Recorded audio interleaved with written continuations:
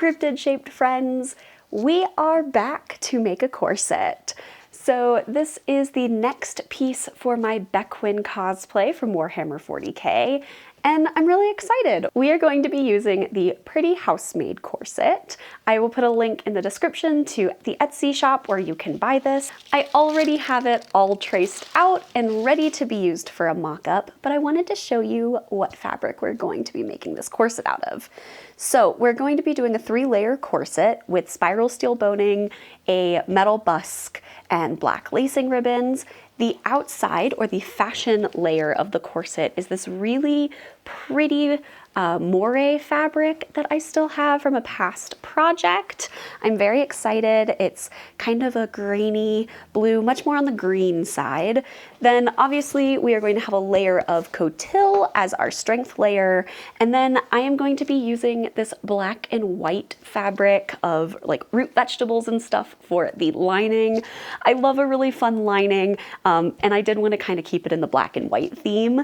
Then I also have this great trim here. Hopefully you can see that kind of for the trim at the top of the corset. So really excited to get into this. We're gonna go over and do a mock-up first. That is going to be out of a duck cloth. It's kind of the most strongly stretchy fabric that I have to mimic cotil without actually using cotil, because this stuff is pricey and I don't need to waste it on a mock-up. The mock-up we are also going to be making lacing strips for. These are reusable strips that you can use for any mock-up. I just have been too lazy to make them previously. So let's get started. Okay, so we are into the mock-up phase and I am making the lacing strips right now. So I took my back piece, I measured where the eyelets are going to be, and then I made a strip longer than that, wide enough to double over. I did put a layer of cotil in this piece. I've also stitched here where the boning is going to go. So you always have boning on the outside of your eyelets for lacing as well. So I'm going to have a piece of leftover flat steel bones in both of these. And so the only thing left to do is all of the eyelets for the strips, and then we can put the mock-up on and try it here, put the mock-up together and then try it on. The one piece that I am sort of cheating, as it were, is instead of putting in a full busk for the mock-up, I am going to use a separating zipper to kind of give that illusion of the busk. I don't have one long enough for this corset, which I realized. I have 12-inch busks, but I need a 14-inch, so I just had to order that. I also didn't realize I needed cording, so that's on its way as well. The hip gores are corded, so we're going all out.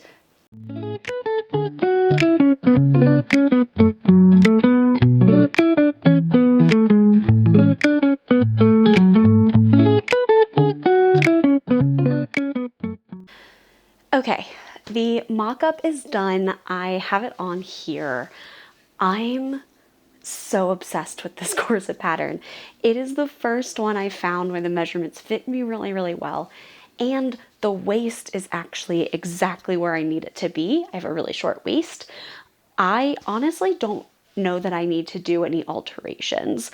The one thing is I don't have the back fully properly boned, so it is buckling at the lacing. I'll show you that in a second. So that could cause some issues, but quite honestly, I think this is great where it is.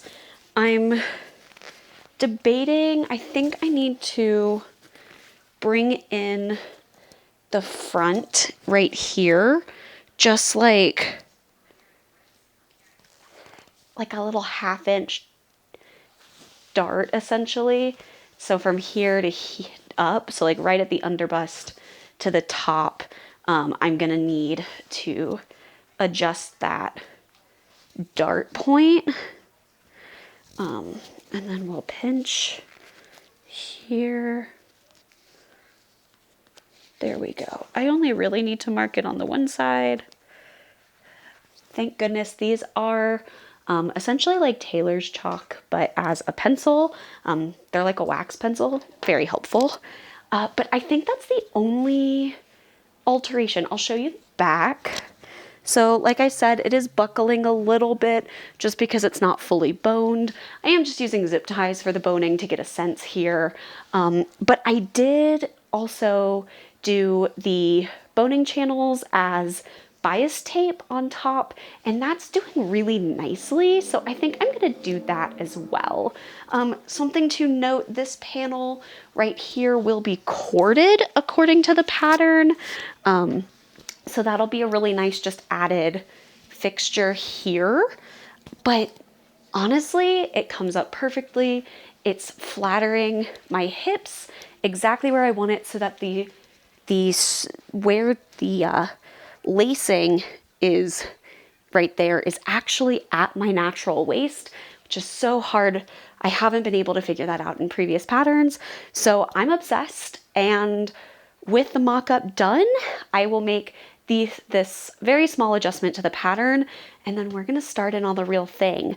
I know I kind of ran through the mock-up without showing you a ton, but I promise to show you all of the steps now that we're in the fashion fabric. So let's go back to the drafting table and then cut out some really pretty fabric.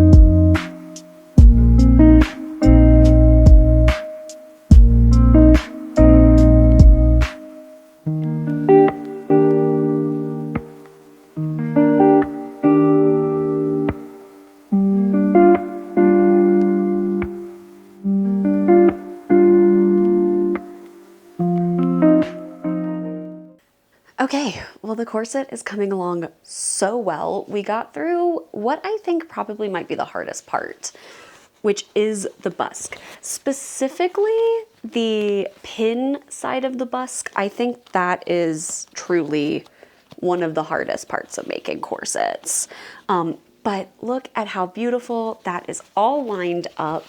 So the next things we have to do is put the cording pieces together with the two side pieces, the back pieces. We're gonna basically just put the whole thing together. I'm very proud of these corded pieces, both with the outer fabric and the lining. And then from that point, we can essentially baste it all together, grommets, boning, all that stuff. I'm still debating if I want to do like separate boning channels on the inside and have the lining just be completely seamless, or if I want to stitch the outer layer, the fashion fabric and coutil, and the lining and make the channels that way. I'm leaning towards bias tape boning channels, or probably some kind of like woven cord. We'll see what I have in my stash. I'm leaning towards actual boning channels on the fashion coutil side of the corset and having the lining just be completely smooth. I'm just thinking that might wear a little better over time for me, but we're making really great progress. So let's at least get the shape of all the corset together now, and we'll take it from there.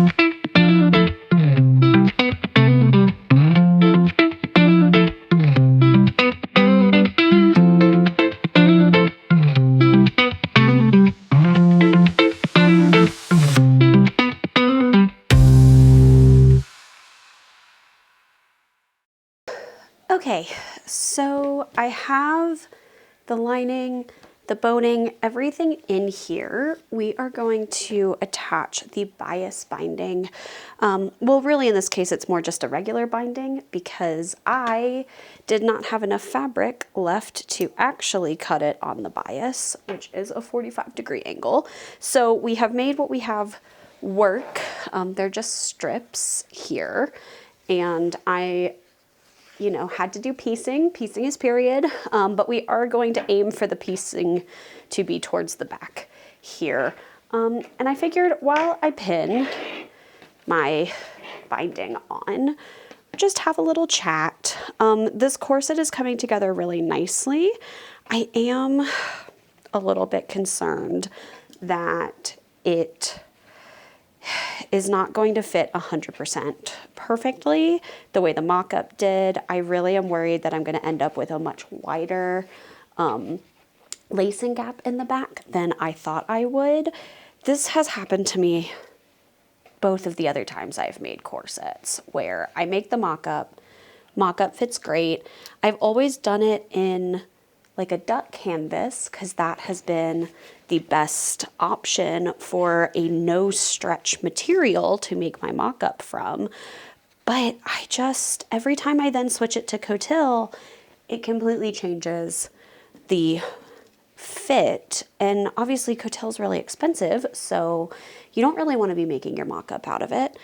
But I haven't figured out like that difference in whatever little bit of stretch the duck canvas seems to have that the coutil obviously does not. It's an incredibly tight weave. And I haven't figured it out. It's driving me a little bonkers. I don't think the lacing gap is going to be so bad that it makes this corset like unusable. But I am a little bit worried that it is more than I really wanted, or realistically should have. And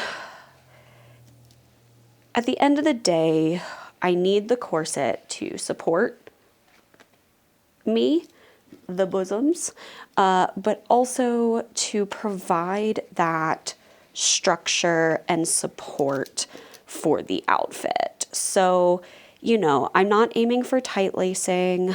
I am built in a way where I don't have that much squish. My spacing between my ribs and my hip bone is very minimal, so I'm just not going to lace down the way that someone else might. And that's never been my goal with corsetry. I've never been aiming to lace down that much. It's really there to be a supportive garment and to help balance the weight of the skirts and to provide the needed silhouette. So if I don't get that 2-inch lacing gap that you know, typically aim for, that's okay. It's just a little annoying and a little frustrating when I'm trying so hard with the mock-up. I will also say I do have, you know, workouts and things planned to help with a little bit of weight loss. I'm not aiming for super skinny. We're just aiming for a little bit out of the middle and to just feel really good in our bodies, because that's the most important thing. And I know as that progresses, it will impact how the corset fits.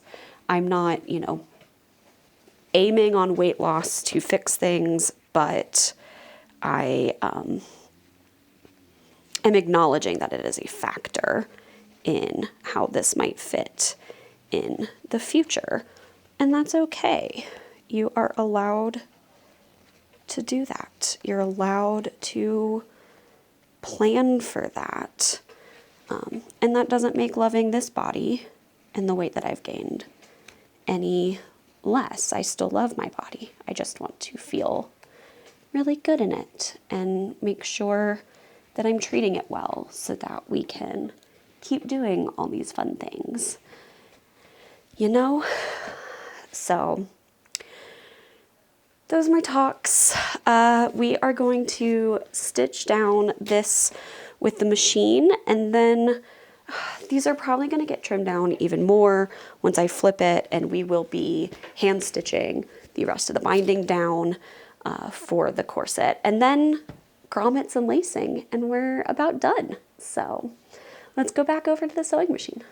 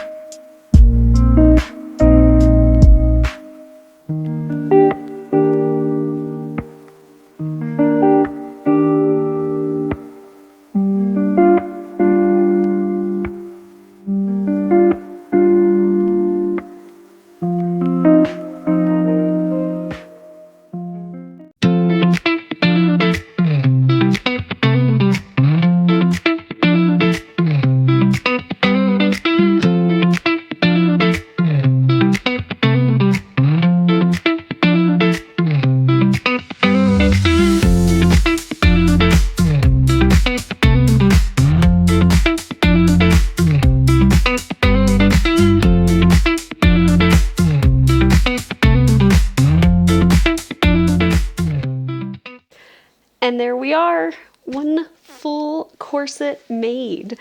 I'm honestly pretty pleased. I would definitely had that in-between moment of nerves around how much lacing width I was going to end up with. It's more than I thought, and I can tell that I could lace down a little bit more in this. It's a little tricky to do with the eyelet placing that this corset has. Right about the hip, it starts to roll a little, so it's really tight to get those cross hatches. So I definitely could lace down more if I had help, but it does lace down the perfect amount for me by myself. I'm not too worried about it, actually. I'm very happy with how it looks. It's quite comfortable. This is probably the most comfortable corset that I have made to date, based solely on the fact that the waist actually hits at my natural waist. So it's right at that spot where I need it to be for great comfort. I like that it's very loose around the hips. That adds a lot of extra comfort as well, especially since I tend to get a lot of tightness right around here in some of my other corsets if they have to be laced a little tighter for any reason. So this is wonderful. I'm really pleased with how the trim looks on it, how the cording came out, just all around a great corset pattern. I will say, if you are new to corsetry, this is not a beginner pattern. There are minimal instructions included, and really the reason I was able to utilize it so well is because I have made a few different corsets in the past. So I don't recommend it as the first corset you make, but I highly recommend it if you have made at least one corset before and have a basic understanding of corset construction. So yeah, I love this. We are officially almost done with the base layers of my Bequin costume. I am going to be utilizing a bum pad that I have previously made, as well as a petticoat that I've previously made. It does need an extension on the waistband, as like I said previously, I have gained weight. It doesn't fit the same as when I first made it. But once that is fixed on that waistband, we officially have all of the base layers of Bequin done, and that means we get to start on all the fun, pretty bits that everyone gets to see. So thanks for hanging out with me while I made my corset, and I hope to see you in the land of cryptids again soon. Bye.